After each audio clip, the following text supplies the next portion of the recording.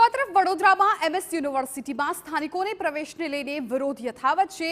NSUI દ્વારા કરવામાં આવ્યો ઉગ્ર વિરોધ। સ્થાનિક વિદ્યાર્થીઓને 50% આવ્યા હોય તેવા તમામને પ્રવેશ આપવાની માંગ છે। VCની ઓફિસ બહાર રોડ પર ચક્કાજામ કરીને વિરોધ નોંધાવ્યો। ચક્કાજામ કરી વિરોધ કરી રહેલા વિદ્યાર્થીઓને પોલીસે હટાવ્યા છે। પોલીસે વિદ્યાર્થી નેતાઓની પણ અટકાયત કરી છે। મળવું જોઈએ 50% નીચેના બધા વિદ્યાર્થીઓને એડમિશન મળવું જોઈએ। આવી તાનાશાહી નહીં ચાલે। વીસીના બેનરમાં અમે લોકોએ વિરોધ કરવા ફૂલ તૈયાર છે અને અમારે વડોદરાના છોકરાઓને એડમિશન મળવું જોઈએ। પોલીસ તો તાના વીસી પોલીસને આગળ કરે છે ત્યાં સતત ચલાવી લેવામાં નહીં આવે।